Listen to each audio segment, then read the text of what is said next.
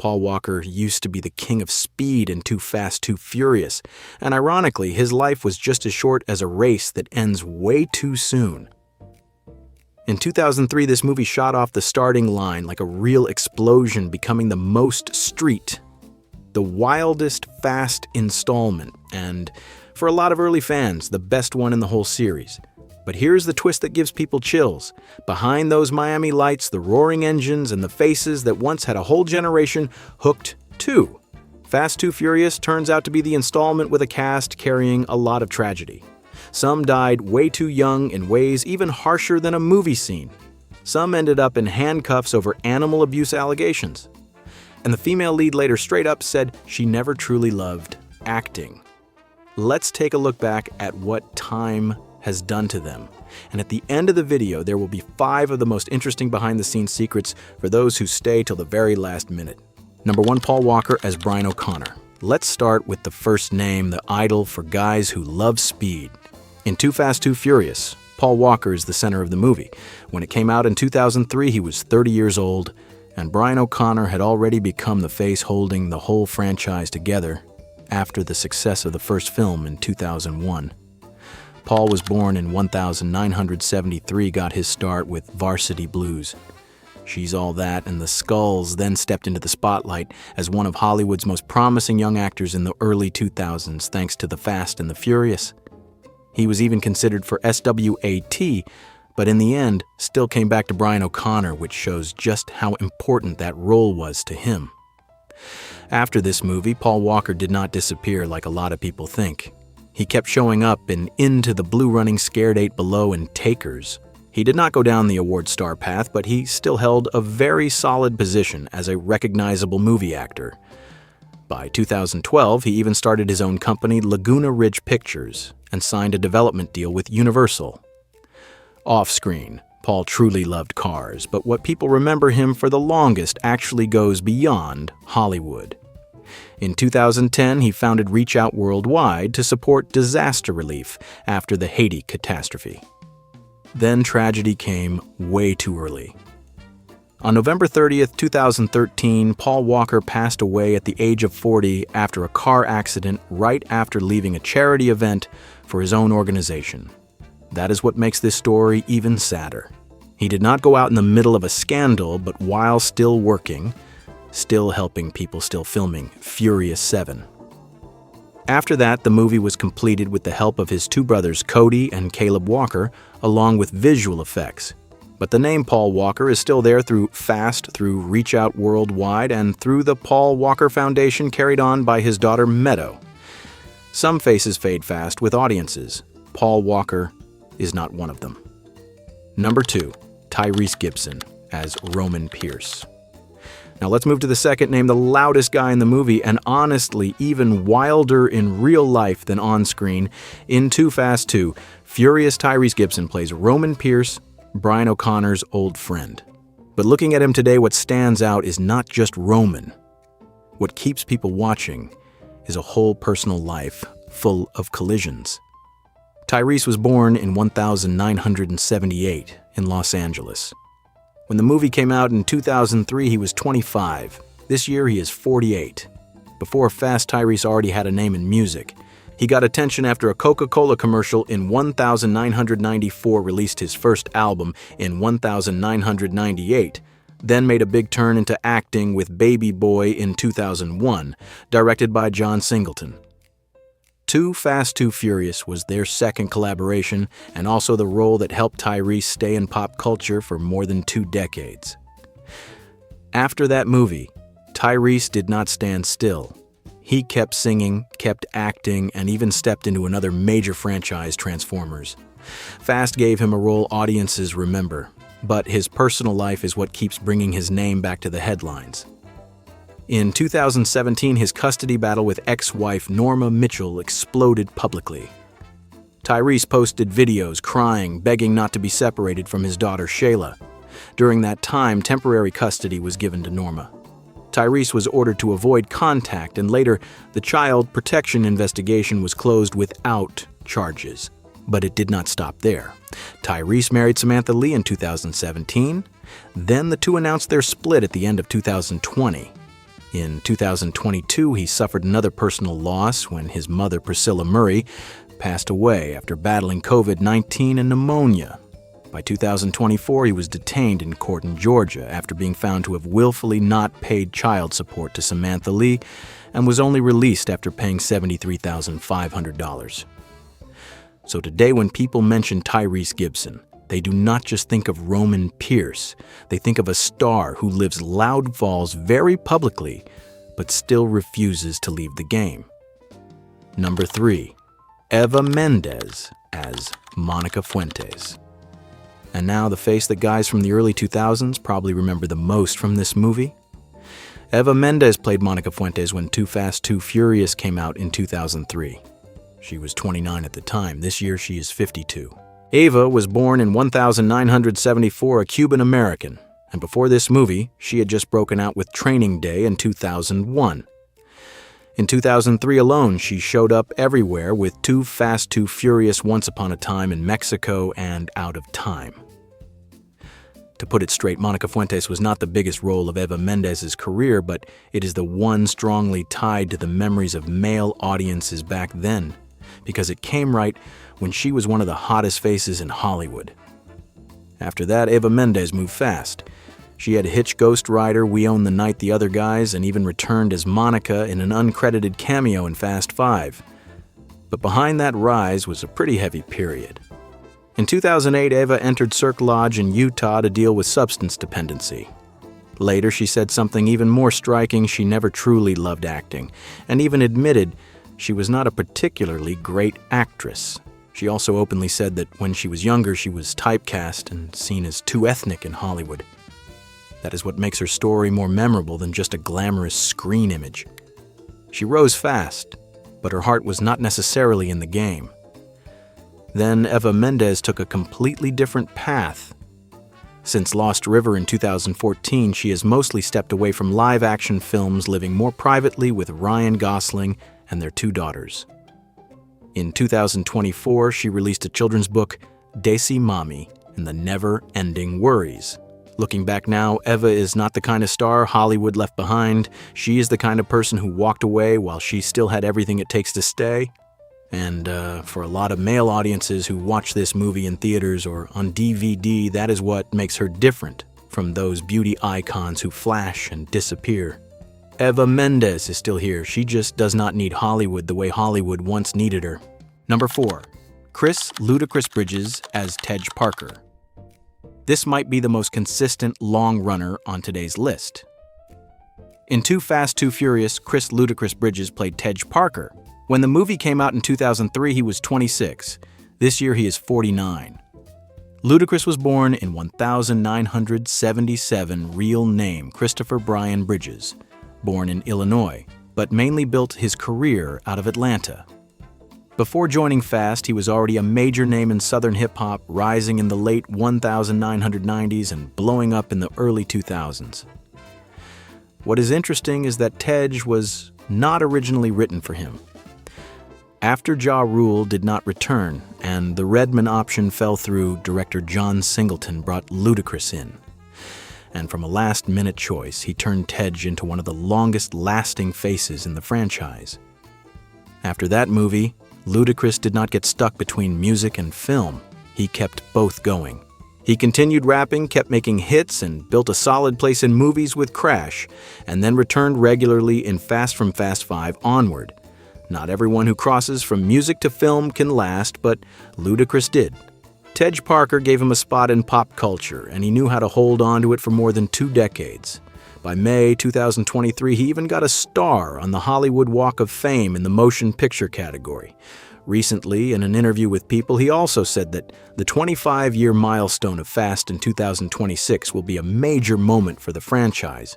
Ludacris's personal life is not as turbulent as some others in this cast, but it is not without conflict. The most notable moment was the custody battle over his daughter Kai with Tamika Fuller.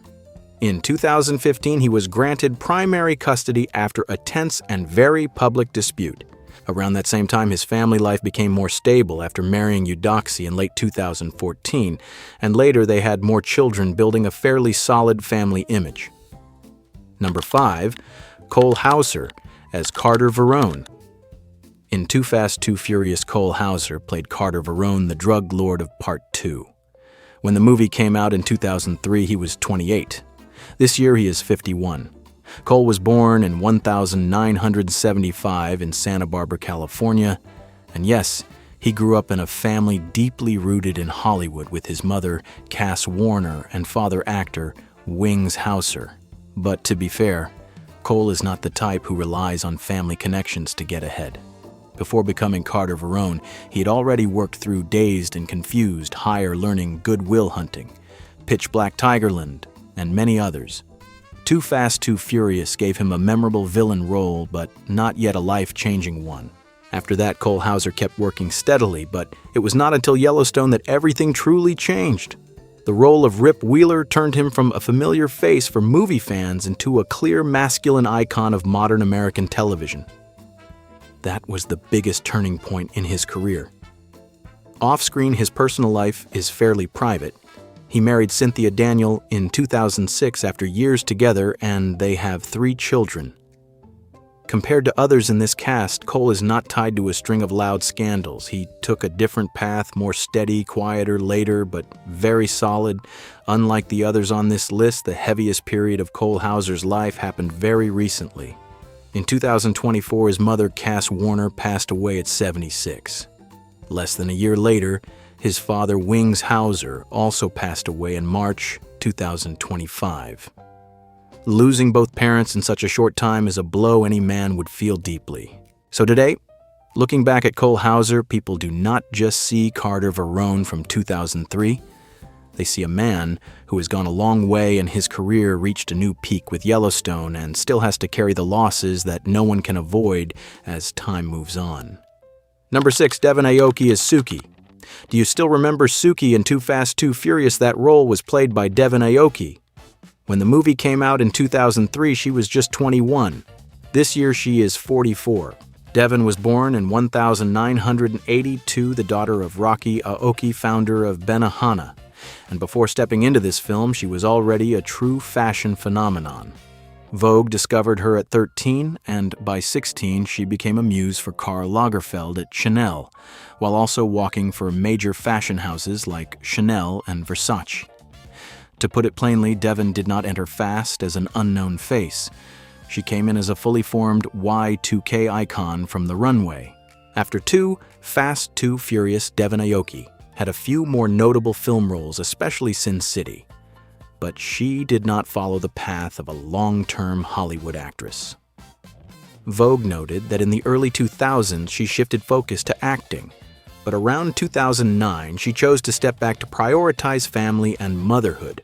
People confirmed that in 2011 she got engaged and became pregnant with James Bailey. That is what makes Devon's story different from many others in this cast. She was not left behind by Hollywood. She chose to leave while her image still had value. And maybe the most attention-grabbing part of Aoki's life is the long-running inheritance battle around Benihana. Before passing away in 2008, Rocky Aoki sued 4 of his children over financial control, and later Devon, along with Steve Aoki, got involved in disputes with stepmother Keiko Ono over the family trust. By 2016, according to prior Cashman records, Devon and Steve were each set to receive 50% of the trust assets at age 45, while in the meantime, the assets had to be maintained for their benefit. Number 7. James Remar as Agent Markham. Now we get to the oldest guy in this group, a face that pretty much anybody who has loved American movies for a long time has almost definitely seen somewhere before. In Too Fast, Too Furious, James Remar plays Agent Markham. When the movie came out in 2003, he was 50. This year, he is 73. Markham was not the biggest role of his life. It was just another marker in a career that had already been going since the late 1970s. Before this movie, James Remar had already done The Warriors 48 Hours, The Cotton Club, and a long run of villain roles and character actor parts that Hollywood kept using him for steadily. But if you had to pick the most painful public turn in James Remar's life, it would be Aliens. He was once cast as Hicks, a role big enough that it could have pushed him into a whole different place in Hollywood. Then everything fell apart right when the movie had barely started shooting. Retrospectives and film records all note that Remar was replaced after being arrested for drug possession. That is the kind of chance an actor does not get many times in life, and for Remar, that fall was big enough that people still bring it up even now. He did not blow up across the tabloids like some others in this cast, but he did lose a door that really could have changed his whole career. What is impressive is that after that hit, James Remar did not disappear. He stayed.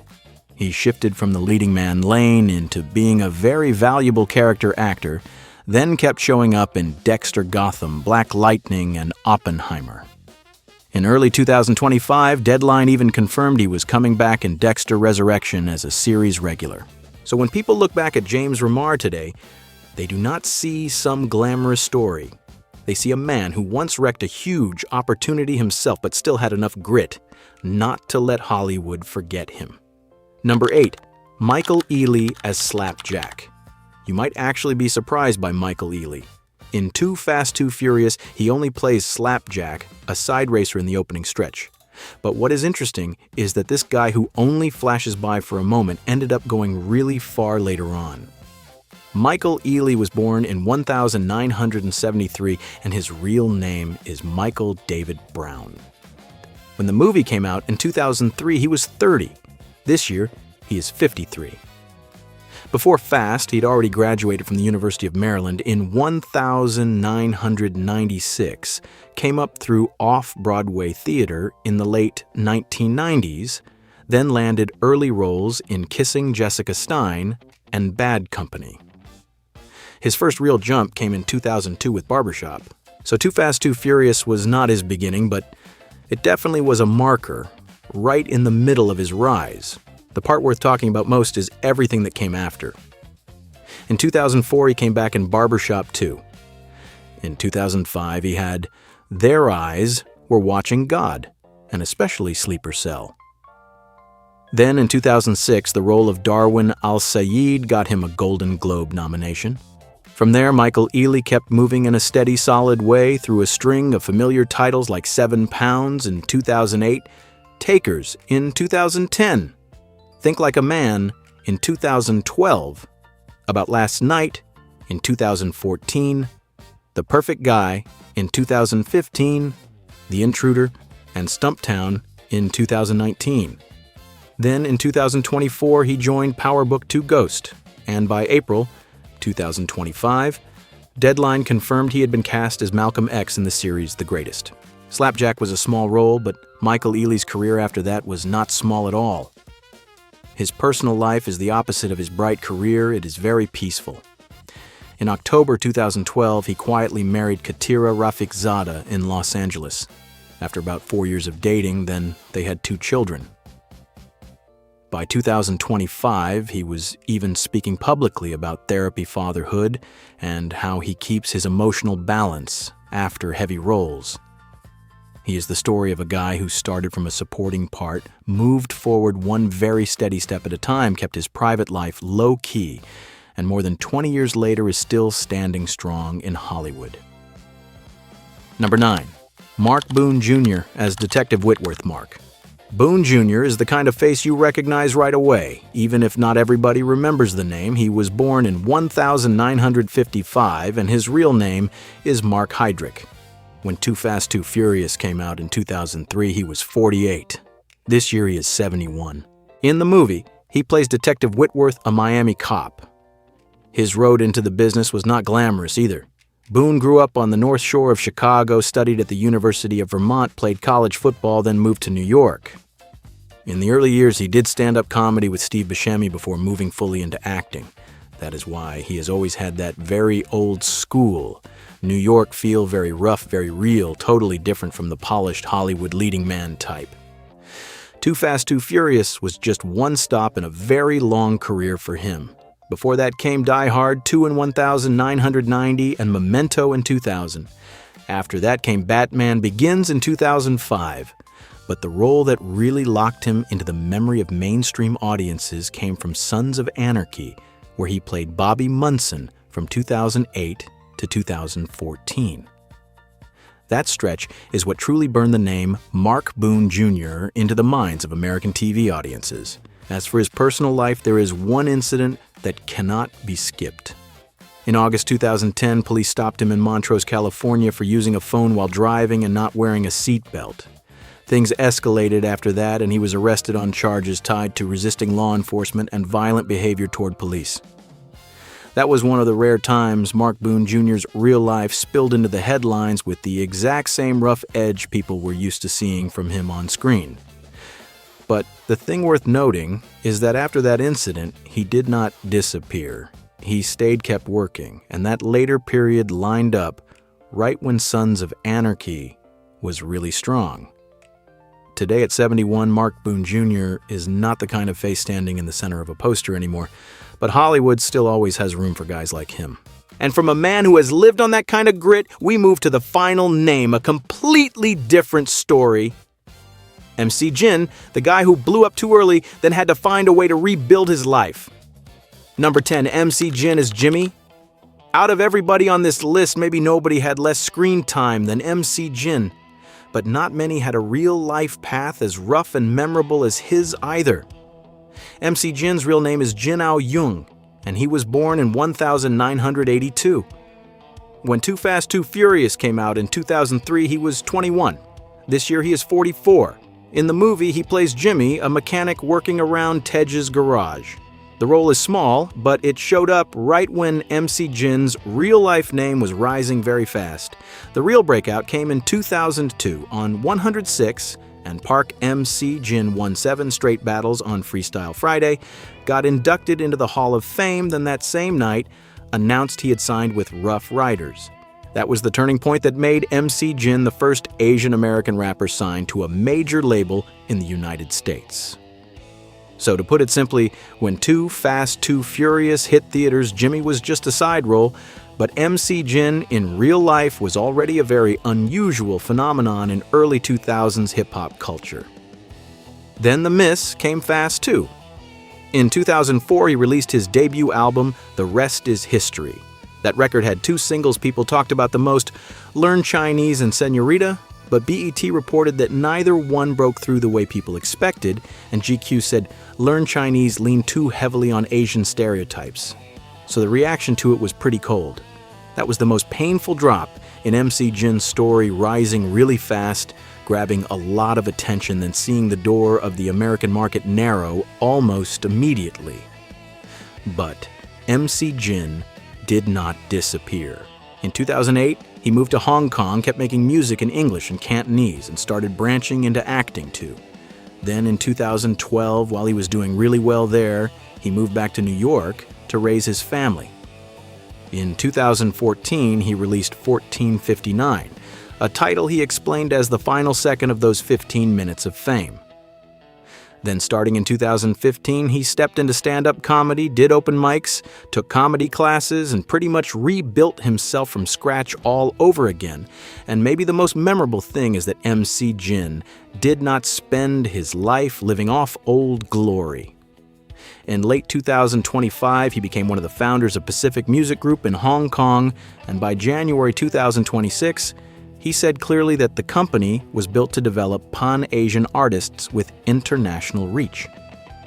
MC Jin did not have the biggest role in Too Fast, Too Furious, but he very well may be the one who shows the audience most clearly how fast fame arrives, how fast it leaves, and how long it can take for a man to define himself again after the lights go down.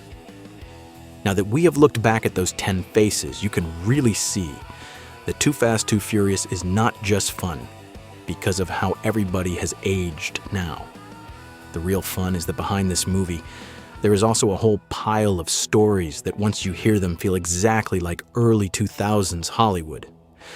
First off, this movie was a really strange case in the whole franchise. Vin Diesel did not come back for part 2, and that almost completely shaped the movie's identity.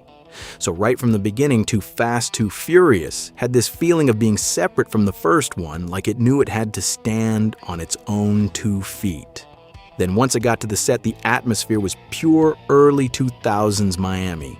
There is one detail I really love. While Too Fast, Too Furious was shooting on one side of Bill Bagg's Cape Florida State Park on Key Biscayne, Bad Boys 2 was shooting on the other side at almost the exact same time. Just thinking about two action movies with that strong 2003 Miami vibe, basically sharing the same park, already tells you how alive American cinema felt back then. For me, the most memorable detail is still Paul Walker. He was not just standing next to cars to make the frame look good. Paul really was a car guy, and in the opening stretch of the movie, he actually drove the Nissan Skyline GTR R34, borrowed from technical advisor Craig Lieberman himself. Little details like that are what made Brian O'Connor feel so real on screen. He did not look like an actor pretending he knew how to drive. He looked like somebody who actually understood the car he was sitting in. And then the movie has another detail that goes in the exact opposite direction. Devon Aoki, the person tied to one of the most memorable car images in Part 2, came into the film before she even had a driver's license and with almost no real experience behind the wheel. She had to learn to drive during production. Hearing that really makes you realize some things look totally natural on screen, but behind them is a completely different story. Maybe that is why, even now, Too Fast, Too Furious still holds such a unique place. This is still the only movie in the main Fast storyline where Dominic Toretto does not appear even once. This film talks a lot about speed, but what stays with you after all these years is not just fast cars, hard launches, or engines roaring through the Miami night. The thing that lasts longer is time. It moves faster than any car in the movie, and it touches every face in very different ways. Some people went farther than we ever expected. Some turned into a completely different life. Some fell hard and got back up. And some stopped forever at the most beautiful stretch of memory. So now I want to ask you this. Out of those 10 faces we just went through, who surprised you the most after more than 2 decades? And if there is one name you still remember, the second the movie brings them up, leave it down below. But there is something interesting about the shows that live the longest in our memories. The more familiar they feel, the easier it is to think we already know everything about them. But behind it, there is an entire layer of backstage stories that many viewers have never heard.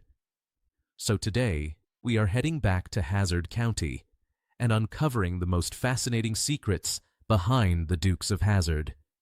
And trust me, a few of them may make you see this series in a completely different way.